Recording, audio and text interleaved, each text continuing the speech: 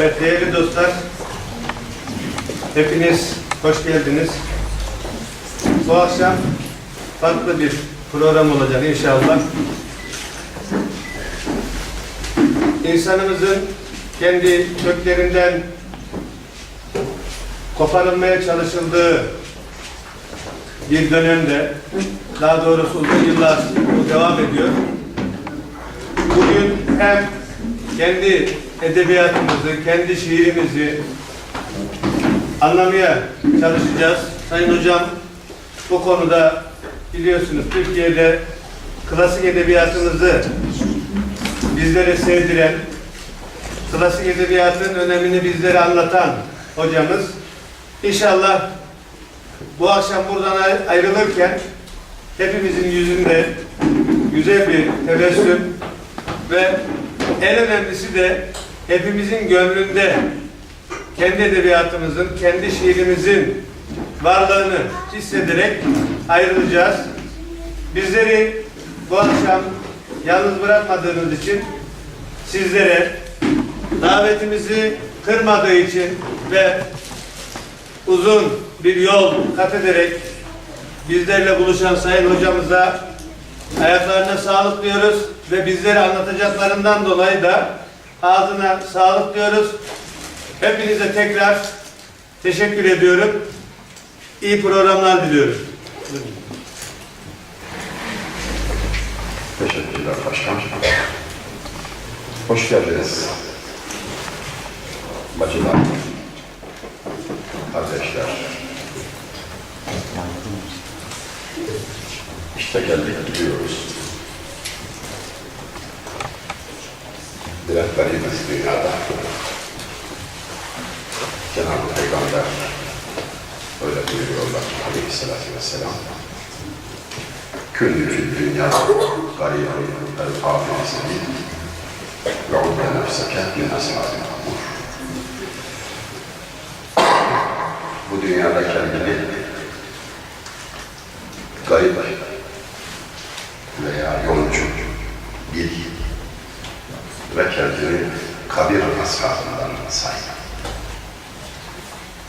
Kabre gideceğini unutma. Fakat orayı da ulan gitmesek de güzel olurdu falan gibi zannetme. Sana batış görünür fakat o bir doğuştur. Kabir canı kurtarır, benzerse de zindana. Hangi tohum bir yere ekildi de bitmedi? İnsansa bir tohumdan gelmedi mi meydana? Ebedi bir hayat için ekileceksin toprağa. Bire bin vermek üzere, bire sonsuz vermek üzere. Hayat neymiş o zaman göreceksin. Telaş etme. Hiç telaş etme. Ya Resulallah ben ölünce nereye giderim dedi sahabe. Erhamur Rahim'ine gidersin. Elmerham. Ya Resulallah hiç endişem kalmadı. Hiç endişem kalmadı. Hiçbirimiz ondan daha şefkatli değiliz. Ondan daha merhametli değiliz. İşte bu yolculuğun öncesinden bir tanışma işlemindeyiz. Gitmeden önce diyeceklerimizi demek için buradayız. Peşin peşin haklarınızı helal edin. Zamanınızı alacağım biraz. Bu çok sürer mi? Bu eziyet. Ne kadar katlanmamız gerekir diye düşünüyorsanız baştan söyleyeyim. Bu eziyet fazla uzun sürmez. Yüzlerce konferans verdim. Artık çok tecrübem var. Dinleyici 4 saatten sonra yoruluyor. O yüzden sizi 4 saatten daha uzun burada tutmayacağız. Kapıları da kapatalım. Yani çıkış falan da yok. 3 saat 45 dakika falan. Kısa bir sohbet. Güzel. Sen korktun galiba. Sen korktun. Abdullah. Hakkı yuttuk deriz. Uyumak serbest. Uyuyanları uyandırmayız. Buraya geldin. Evvel refik, ahir tarik der eskiler. Evvel refik, ahir tarik. Evvela uygun yol arkadaşın olacak. Sonra yola çıkacaksın. Hamdolsun benim vardı. Çok uygun yol arkadaşlarım vardı. Şehre gelirken de, içindeyken de. Onların değerli yardımlarıyla nereye geldiğini daha iyi idrak etme fırsatım oldu. İkinci Bayezid merhumu, Bayezid Veli Hazretleri, Sultan Bayezid Veli bir hatırlama fırsatım oldu. Köprüyü gördüm. Ömrümün en güzel dakikalarından biridir. Zikre layık bahsi ancak zevkıdır ömrün kemal, gerçek talihler nihayetsiz sitemler görmüşüz, der şair. Şu demektir, bir ömürde anmaya değer, hatırlamaya değer, az vakitler olur. Azdır. Çünkü dedik ya garibiz. Babamız Hazreti Adem Aleyhisselam su ile toprak arasındayken 40 gün yağmur yağdı üstüne. 39 gam, bir meşler. Bu kavanoz toplu dünyada meşler 40 günde bir isabet ederse kârız. Fazlasını zaten bekleme. İşte o nadide günlerden birinin olduğu gün benim için bir Osmanlı şehrine geldi. Ecdadın armağanı bir Selçuklu şehrine geldi. Hatırasını gördüm. Zaten size anlatacağım da bundan ibaret. Bizi buraya getirenler, bizi buraya böyle getirenler, üzerimizde çok büyük hak sahibi. Onlara çok dua etmemiz, onları hatırlamamız lazım. Vefasızlık etmenin alemi yok. Ayıptır. Yarın gideceğiz bile karşılaşacağız bunlarla zaten. Böyle sert sert bakmasınlar bize. Hayırsızlar da demesinler. Kalabalık tabii orası. Gideceğiz, Şeyh Galip'i arayacağım, orada Şair Nadi'yi arayacağım, Sultan Fatih'in hepsiyle görüşmem var. Hepsine soracağım şeyler var. Mahşerce. Tanıyacağım yemin ediyorum bunları. Allah'tan orada zaman sıkıntısı yok, acele yok. Sonsuz bir hayat.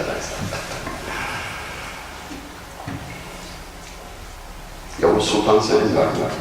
Allah rahmet eylesin. 1520 senesinde vefat etti. 50 yaşındaydı. Tarihin kaydettiği en büyük liderlerden biridir. Hayatı dakika dakika günümüz insanına rol model olarak okutulabilecek, okutulsa kârlı çıkacağımız bir şahsiyettir. 8 sene 4 ay tahtta kaldı, topu. Çok az var yani, oldu 46 sene kaldı. Kanuni Sultan Süleyman. İşi çoktu, hasmı çoktu. Üstelik diğer Osmanlı sultanlarında olduğu gibi batıdan değil de doğudan gelirlerdi ona. Çok şükür hepsinde de alnının akıyla çıktı. Çok meşgul olduğu için şiire fazla zaman ayıramadı. Buna rağmen çok güzel şiirleri eksik değildir. Bir de sevdiği, beğendiği, hoş tuttuğu bir şair vardır. Sarayda yanında tutardı. İsmi Vehbi. Şair Vehbi. Hiç şair gördünüz mü bilmiyorum. Bunlar hoş adamlardır. Yere basmadan yürürler. Akıl bir karış havada. Dediğine pek itibar edilmez. Mecnun gibi geziyor zaten. Neler olduğunu bile unutabilir yani. Kız istese verilmez. Tavsiye etmem. Allah'tan da bu kızımı isteyen şahit değildi hemen verdi. Bir tek şey sordu. Kızı istedi. Bir de çok küçüktü. 17 yaşında kızını istiyorlar. Kolay mı yani? Elim ayağım dolaştı tabii. Sendeledim şöyle. Sonra ortak tanıdıklara sordum. Çocuk işsiz, lise mezunu falan. Sonradan üniversite okudu da işsiz yani, bildiğim. Biraz yakışıklı, benim kadar olmaz. Sorduğum tek soru şu. Bu çocuğu nasıl bilirsiniz? Namazla kılar mı? Birkaç tane aklı başında şahit namazına devam ettiğini söyledi. Tamam, ben onun için yetiştirdim. Başka şartlar verdi. Kurtuldum yani. Ve kurtuldum. Ve kurtuldular şimdi. Tabii bu bugün anlatacaklarımla uzak yakın ilgisi olmayan bir mesele. Şimdilik saçmalamadayız. Fakat merak duymayın, fazla saçmalamayacağız. Yavuz Sultan Selim Merhum demiştik. Yanında şair demiştik. Bekli. Boş bir adam.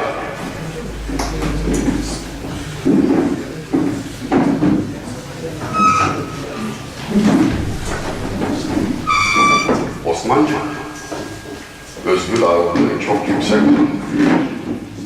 Yani burada sayıya bakılmaz. Özgür ağırlığı yüksek. Biraz önce öğrendim. Hocam söyledi. Devlet-i Ali Osmaniye 3 sadrazam vermiş bir yerden bahsediyoruz. Sadrazam dediğin başbakan. O devlete, Osmanlı gibi devlete 3 tane sadrazam gönderen bir yerden bahsediyoruz. Yani özgür ağırlığı çok yüksek.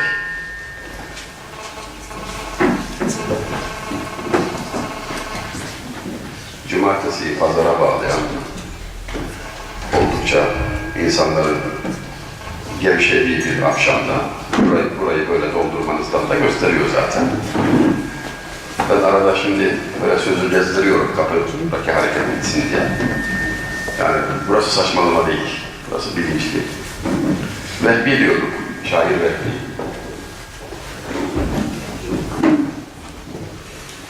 Evet, biraz yaklaşalım. Evet, o güzel. Tabii yarın.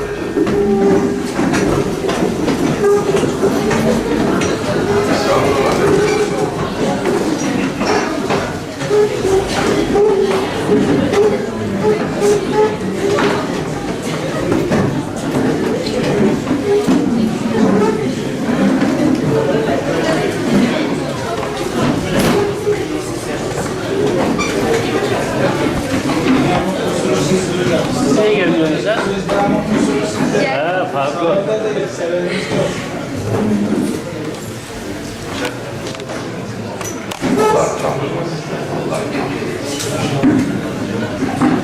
Yani her biri insan ne demek insan?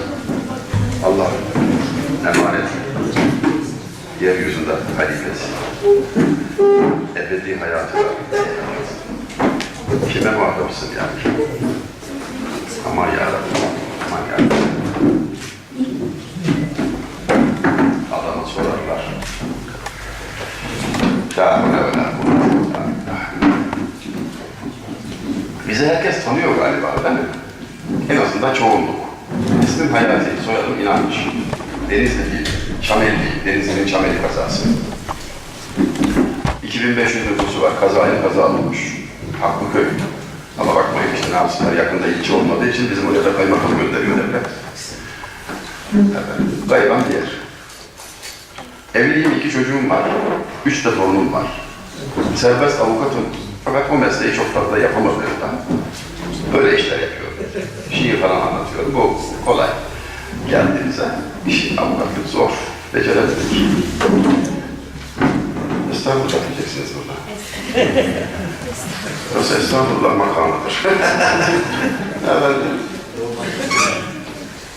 Bu işi de birileri üstüne alsın da böyle durumlarda estağfurullah ömeği geçirtirmesin. Sosyal ilişkilerde iyi gelir biliyor musunuz bu? Yağcılık. Ölçülür biraz bir şey yapacak, iyi gelir. Merhemdir yani. Abartmamak lazım tabii. Böyle vıcık vıcık olmuş. Birini çok övdüm ben. İlçemize ilçe tarım müdürü olarak gelmiş adam. Ben de avukatım ya. Köylülerle herkesle işi oluyor. Tarım müdürüyle iyi geçirsek iyi olacak. Adamı hoş tutmak için böyle bir hediye takdim ettim. Biraz da övdüm falan. Övdüm. Adam övdükçe gevşedi, övdükçe yayıldı falan. Sonra biraz ayarı kaçırdık herhalde. Fazla övmüşüz. Adam uyandı. Ya Hayati Bey dedi, bu dediklerin bir kısmı doğru değil ama hoşuma gidiyor dedi ya. Devam etti yani. Tövbe tövbe ya. İmam Şafii Hazretleri buyuruyorlar ki, övülmekten hoşlanmak ahmaklık alametidir. Kendimden biliyorum.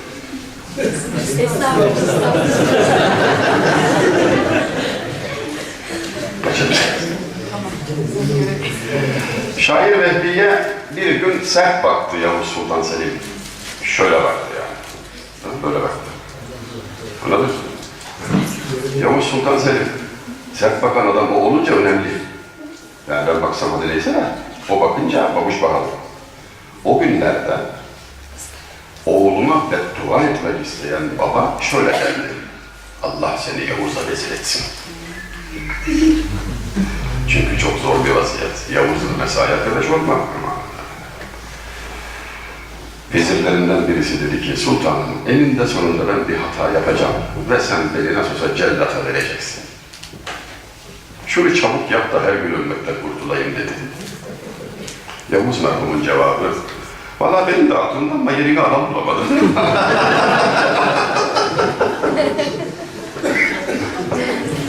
Hani iyi fikir de. İltifata bak.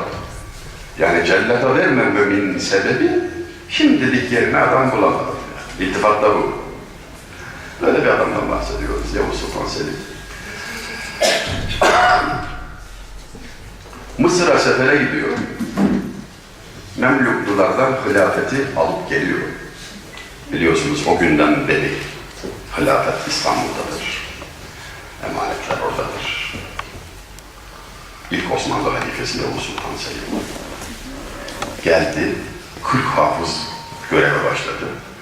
O mukaddes emanetlerin bulunduğu has odada 40 hafız nöbetleşe Kur'an-ı Kerim okuyorlar. Gece gündüz. Aralıksız. Aralıksız. Bu 40'tan biri de kendisi. Evet. Biri kendisi. 1920'li yıllara kadar devam etti. 30'lu yıllara kadar devam etti. Sonra bir kesintiye uğradı. 12 Eylül yönetimiyle tekrar başlamıştır. Şu anda yine devam ediyor. Geçen de orada bir televizyon programı yaptık. Duydum yani. Okuyor yani. Gitmeyeceksin abi, orada kalacaksın yani. Öyle bir şey yani. Orada kalacaksın. Geçen de bir talebimle Eyüp Sultan Kabristanı'nda geziyoruz İstanbul'da. Talebim de çok meraklı. 25 yaşında falan bir delikanlı yetiştiriyoruz yani Allah'ın izniyle.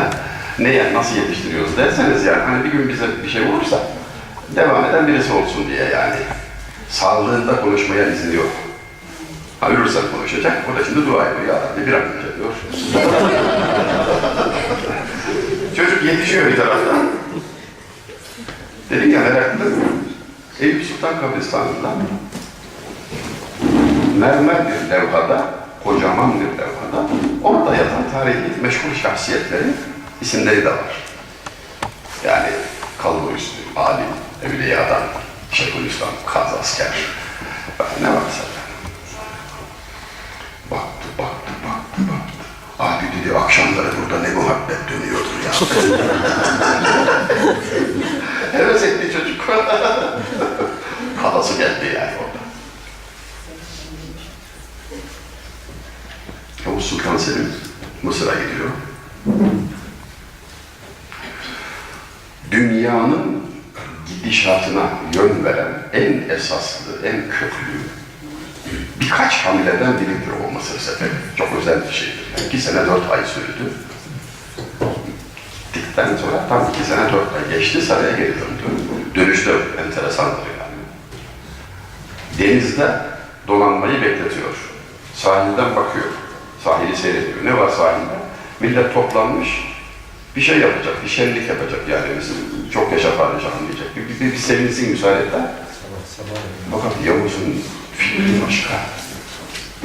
Ya Allah-u Teala'nın dinine hizmet etmek için bir iş yapmışım. Ne bayram. Telakki bu. Bekliyor. Düşünce bu. Sabah oluyor. Bekle. Yok dokunma gelmiyor. Millet bekliyor. Gün ışırken öğreniyorlar ki cennet mekan gizlice arkadan bir kayıkla saraya girmiş. Alkış bilmem ne falan. Yok öyle bir şey ya. Yok öyle bir şey. Ne yani? Yaptığınız iş hayırlı bir işse karşılığı ahirette. Şerli ise neyin bayramını yapıyorsun? Yok öyle bir şey. Algı bu. Yaklaşım bu. Bakış bu. Öyle olunca tövbe tövbe. Çölde, hani o seferde dedim ya çok acayip işler var. Sina çölünü geçiyorsunuz da gidiyorsunuz Mısır'a. Sina çölü dediğin yer, aman fırın fırın. Yani öyle aklı başında adamın gireceği bir yer değil. Çölün kenarına geliyorlar, adam gönderiyor, görevli birkaç kişi. Gidin bakın teftiş yapacak, at sürüyorlar, ortada bakıyor nasıl bir yer. Geliyorlar, sultanım diyorlar. Emir sizin. Girin derseniz gireriz. Ölün derseniz ölürüz. Yani sen öl dedikten sonra ölürüz. Müsaade ederseniz tespitimizi söyleyelim. Bu çöle girilmez. Yolu çöle düşen zavallı güvercin kebap olup yere düşür.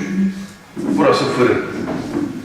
Bir iki namaz vakti geçmeden sular buharlaşır, bütün yiyecekler bozulur.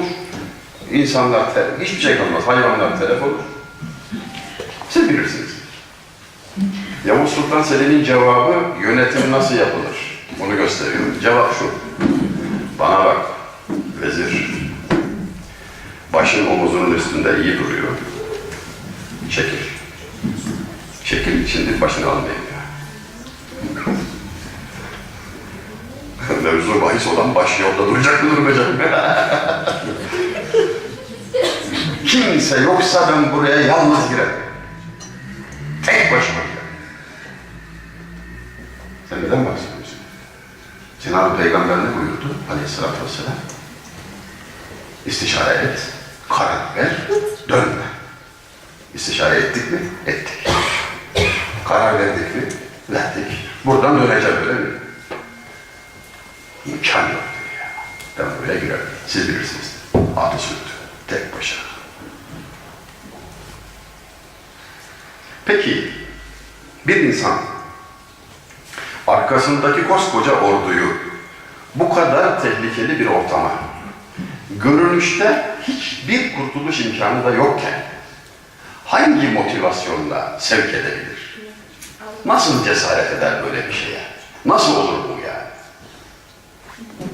Yani bahsettiğim çölün nasıl bir şey olduğunun iyi anlaşılması için şunu söyleyeyim.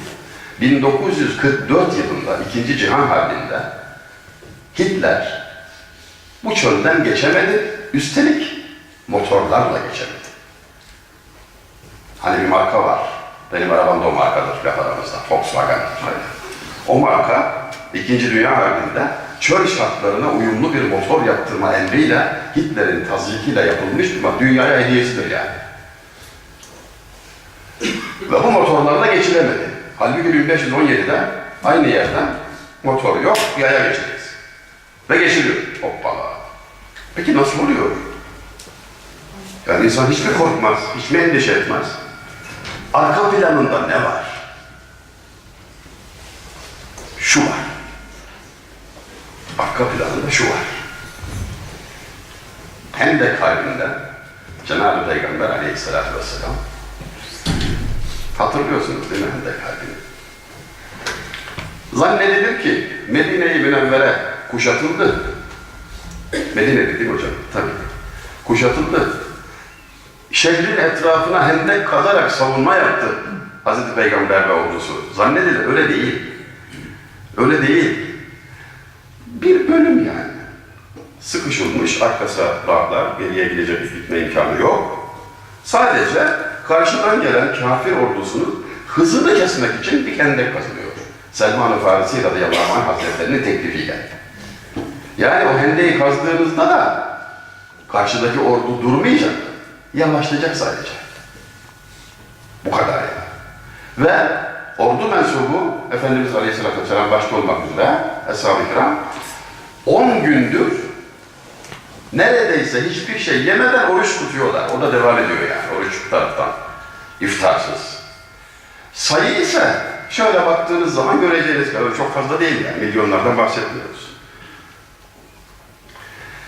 Kocaman bir kaya çıkıyor kazarken, hendeyi kazarken. Kaya, bak bu çok sert, granit. Kazmayı vuruyorsunuz, şimşekler çıkıyor. Kırılmak, dağılmak şöyle dursun. Yani neredeyse demir kırılacak, şimşekler çıkıyor. Münafıklar da alay ediyorlar. Bak diyorlar, kaya yıkacaklar, bilmem ne yapacak. Bir de münafık var bir de işin içinde yani. Hiç eksik olmaz yani. Olmaz. Dikkat edecekler, olur yani. Alay ediyorlar. Ve bu şartlar altında Hz. Peygamber'in kelamı şu aleyhissalatü vesselam. Şimşek çıkıyor ya. Aden'in saraylarını görüyorum. Bizans'ın saraylarını görüyorum. Ya İstanbul fethedilecek diyor. Aden, İran. Kisra'nın saraylarını görüyorum. Ne acayip bir şey ya. Yani senin hayatta kalma problemin var. Ve sen diyorsun ki dünyanın en büyük merkezleri fetholunacak. Bu da ilk hamledir. La havle ve la kuvvete illa billah. Arkasında bu var işte. Bunu bildiği için, onun askeri olduğu için, sünnete de uyduğu için gam yok. Allah var, gam yok. Gireriz, bir şey olmaz. Gidiyor. Tarihinde daha önce böyle bir şey oldu mu bilinmiyor. Sonra olmadı, biliniyor. Yağmur yağmadı hiç Sinacı. Bilmez yağmur nedir, bilmez Sinacı. O gün yağmur yağdı. Hafif bir yağmur yağdı, ortalık serinledi. Aklanmaz şeyler. Bir taraftan yaya gidiyor bir de. Hoppala. O ata binmeyince Yavuz Merhu, kimse de binemiyor tabii. Vezirler biniyor, arkası biniyor, onlar bir kimse biniyor. Herkes yaya. Atlar, develer bir taraftan, yedip gidiyorsun. Kızgın, ayaklar pişiyor. Ya bari ata binsek. De diyebilen yok. Karşınızdaki Yavuz'dur yani. Pabuç pahalı, epey pahalı pabuç. Birisi cesaret ediyor, yakın birisi tabii. Görevi de bu. Sultanım, atınıza binseniz. Hani ordu telef olmak üzere yani, ayakları yanıyor. Cevap. Yahu önümüzde sen görmüyor musun? Hazreti Peygamber, Eshab-ı Kiram yürüyor. Onlar yürürken ben nasıl atabilirim? Bakıyor, kimse bir şey görmüyor. Bu manzara da ona gösterdi. Herkes görmez yani, her bakan görmez ya, boş. Allah Allah. Zaten benim görmem şart da değil, gören gördü. Gören gördü. Ya sen dedi, cenneti gördün mü dedi birisi bana. Ya gören gördü. Bana da anlattı. Aleyhisselatü vesselam. Onun hiç yalan söylemediğini düşmanı bile söylüyor. Daha ne? İlle beni görmek şart mı? Göreceğiz inşallah. Vakti var yani, acele elimden gerek var. Ne kaldı zaten şurada? Aklını görmedin, inandın da, ruhunu görmedin, kabul ettin de, hatta sen Allah bilir dalağını da görmemişsindir. İnanıyorum ama değil mi? Var. Sen hiç dalağını gördün mü? Yok. Görmedin diye yok mu? Manyak mısın? Gülmek serbest. Nasrettin Hoca merhumu yağmur duasına götürmüşler. Hoca bu. Ve ele benzemiyor işi tabii. Nazile gelmiş. Benim babam 82 yaşında, duanıza muhtaç. Emekli devlet memuru. Bana der ki, bizim çocukluğumuzda zaman zaman yağmur duasına çıkılırdı. Her defasında da ıslanır gelirdik. Hayır tabii yani. Allah ile arayı düzeltti. Allah ile arayı düzeltti. Bak yağmur yapıyorsun, yeter. Allah. Allah var, kan yok.